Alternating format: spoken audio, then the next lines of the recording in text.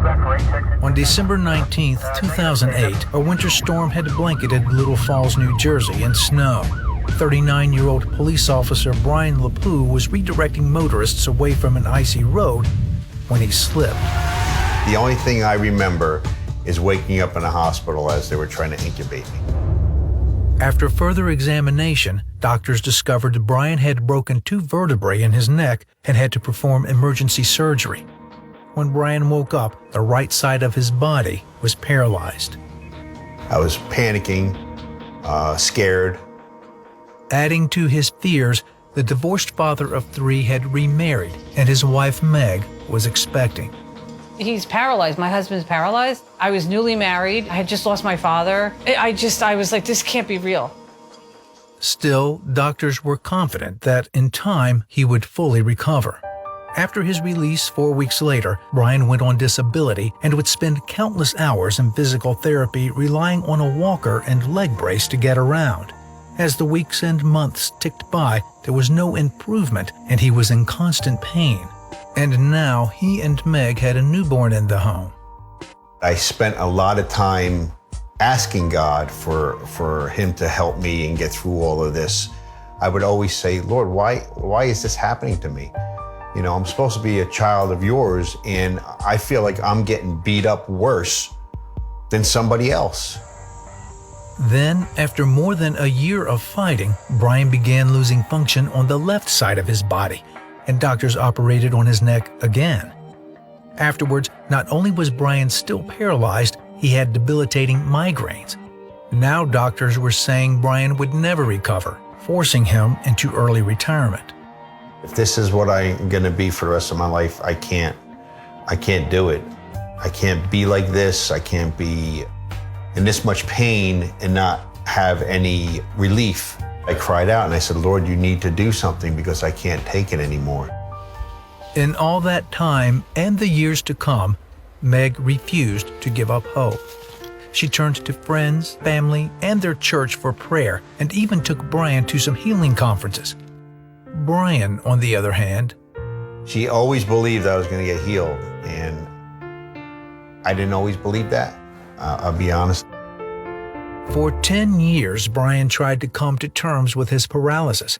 One saving grace was that he's left-handed and could at least try to enjoy some of the things he loved, like hunting, fishing, and being with his wife and kids. Even then, he was limited. Then, in August 2019, Meg convinced Brian to go to yet another healing conference. Right before we left, he would pack his brace, his charger, his crutches, and I told him, you don't even need your crutches. Don't bring your crutches because you're not going to need it. Brian had been down this road before. The last thing I wanted to do is hear another person talk about healing, and I didn't want to get prayed for again because I've been prayed for hundreds of times before. At the conference, many people were being called forward for prayer. Brian wasn't one of them. Furious, Meg stormed out of the room. I can't believe it. I can't believe it. Yeah, I was mad at God. While she was out, it felt like somebody grabbed me by the back of my neck and picked me straight up and made me start walking forward. Moments later, I came back and he was on the floor. They were praying for him. I see his hand go up, moving. He's smiling, and I'm in amazement and shock, it's happening, right? It's happening. I looked at my hand and I said, well, move.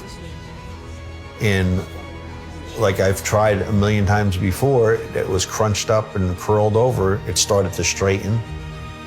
And then my fingers would wiggle. And I was like, oh my God.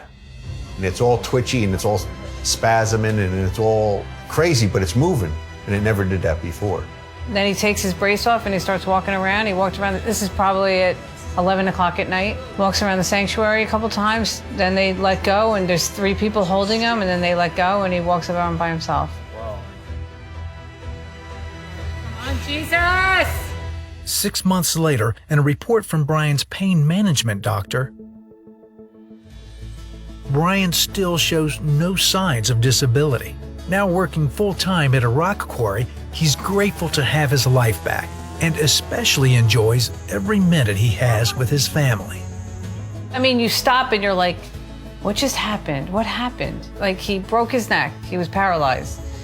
This fight, and then he gets healed. Like, what? Like, again, this is another thing. This just doesn't happen to people like us. I tell everybody, when was the last time you saw a paralyzed guy walk? I never did until it was me.